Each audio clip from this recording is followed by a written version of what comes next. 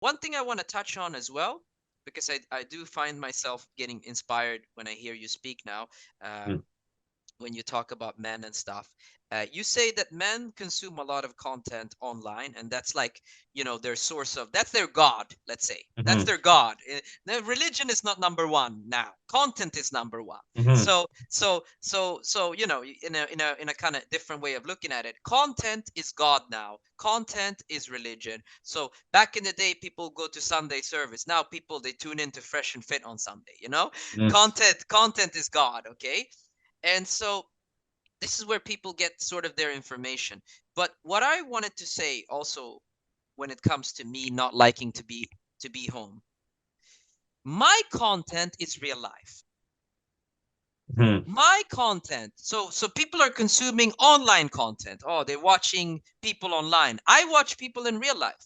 Yeah. So in real life, what am I seeing? Like, I got many friends of mine who are very good with women. They're very average looking. And I'm consuming that content. I'm going out with my friend. I'm seeing him kiss other girls. He's fingering some girl in the bathroom. He's taking home another girl. He's going on 5 dates in 1 week. I'm consuming him. He's Yeah. I'm consuming like his content. You know what I mean? Yeah. Like, I'm Yeah. consuming my friends. Like, we have a group chat. Like, everybody's getting laid all the time. Like, they're sending funny pictures with girls and whatever. Like, we're a group of guys, group of brothers who like to go out together, like to meet girls together and stuff like that. And I'm consuming whatever they're doing. I don't trust anybody online. I trust my friends because it's real life. I can touch them. I can touch them. I can hug them. Like, I see them fuck all the time. I lived with one guy one time. He was so good with women. In 25 days, he took home 25 girls. This, again, when you talk about this online, nobody believes it. But I Yeah. saw it, and not only did I see it, I internalized it.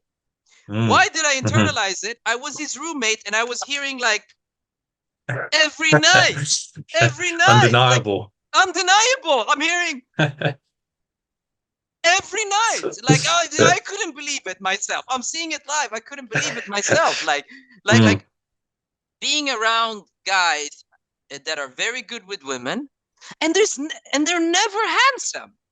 Mm. They're never Mhm. handsome. I Mm. don't know why it's like that. All the guys that I know that are crushing with women, they're never good looking. They're just normal guys. Okay. And all the good looking guys that I see, they're always so reserved. They're Mm. always all the good looking. I do know guys. Um, okay. I don't want to name this guy's name Mhm. because maybe he's gonna watch this. But we used to be good friends. We still are. I mean, I haven't met him in like 8 years. But let's call him John. That's not his real name. So Mhm. I used to know this guy. We called him Tinder John.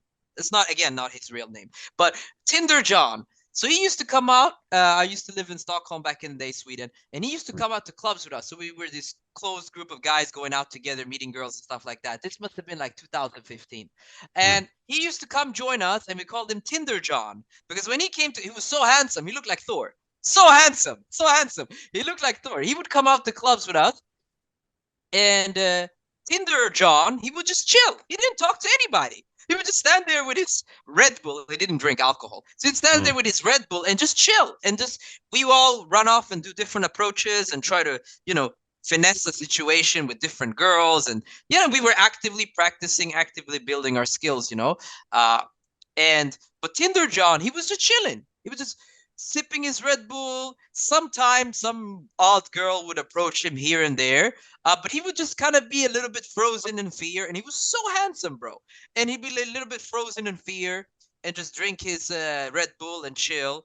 But then he'd have like 3 dates a week from Tinder, and he'd just Mm. tell the girls to like come to his house or you know.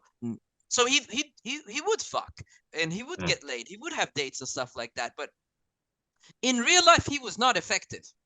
And Mm. on his Mhm. dates, I wasn't joining him on his dates or something, but I'd ask him, like, what do you do on dates? And he's like, generally, bro, I just show up, I stay quiet, I have like a Red Bull or something, and then I tell the girl, let's go back to my house.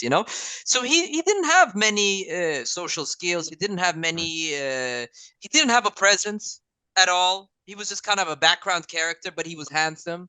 Yeah. And I find that a lot of guys that are handsome, that are good looking, they're very reserved. They rely a lot on their looks, Yeah. and that can be effective on dating apps. but I think all of them secretly wish that they like had like real confidence in real life.